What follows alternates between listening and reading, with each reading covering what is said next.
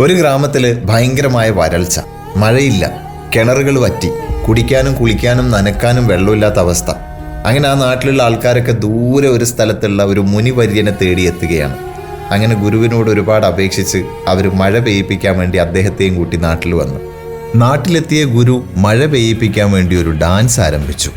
ഒരുപാട് നേരം ഗുരു ഇങ്ങനെ നിർത്താതെ നൃത്തം ചെയ്തപ്പോൾ അവിടെ മഴ പെയ്തു തുടങ്ങി. വൃക്ഷലതാദികളൊക്കെ വീണ്ടും തളിർത്തു. കൃഷിയിടങ്ങളൊക്കെ സജീവമായി. വെള്ളം കിട്ടാതെ ശോഷിച്ചുണങ്ങിപ്പോയ വളർത്തുമൃഗങ്ങൾക്കൊക്കെ ആശ്വാസമായി.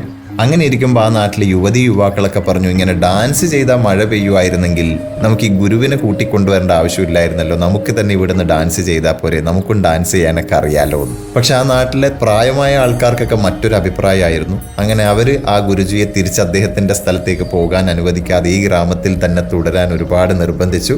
അങ്ങനെ ഗുരുജി അതേ നാട്ടിൽ തന്നെ താമസമാക്കുകയാണ്. നാളുകൾ ഒരുപാട് കടന്നുപോയി. വീണ്ടും ആ ഗ്രാമത്തിൽ ഒരു വരൾച്ചയുടെ കാലമെത്തി. കൊടും വരൾച്ച. അങ്ങനെ ആ നാട്ടിലെ യുവതി യുവാക്കളൊക്കെ ചേർന്നൊരു തീരുമാനമെടുത്തു. അന്ന് ഗുരുജി ഡാൻസ് ചെയ്ത് മഴ പെയ്യിപ്പിച്ചതുപോലെ നമുക്കെല്ലാവർക്കും ചേർന്ന് ഒരുമിച്ച് കൂടി ഡാൻസ് ചെയ്ത് മഴ പെയ്യിപ്പിക്കാം. അങ്ങനെ അവരെല്ലാവരും ചേർന്ന് ഡാൻസ് ചെയ്യാൻ ഒരുങ്ങുമ്പോൾ ഗുരുജി പറഞ്ഞു, എന്നാൽ ഞാനും വരാം ഡാൻസ് ചെയ്യാൻ. അങ്ങനെ ഗുരുജിയും ആ നാട്ടിലുള്ള യുവതി യുവാക്കളും എല്ലാവരും ഡാൻസ് ചെയ്യാൻ ആരംഭിക്കുകയാണ്. വൈകുന്നേരം വരെ ഡാൻസ് ചെയ്തിട്ടും മഴ ഒരു തുള്ളി പോലും പൊടിഞ്ഞില്ല. രാത്രിയും നിർത്താതെ ആ കൂട്ടം നൃത്തം ചെയ്തുകൊണ്ടേയിരുന്നു.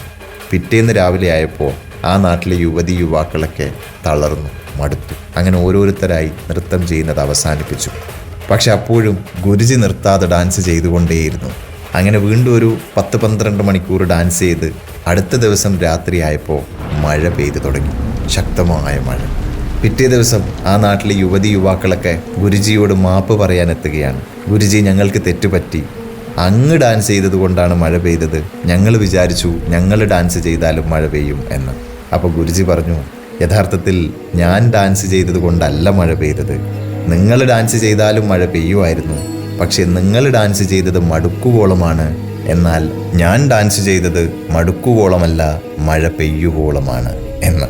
ജീവിതത്തിലും നൃത്തം ചെയ്യാൻ തയ്യാറാവുക. മടുക്കുവോളമല്ല, മഴ പെയ്യുവോളം. Super hits red FM. കേൾക്കൂ കേൾക്കൂ, കേട്ടുകൊണ്ടേയിരിക്കൂ.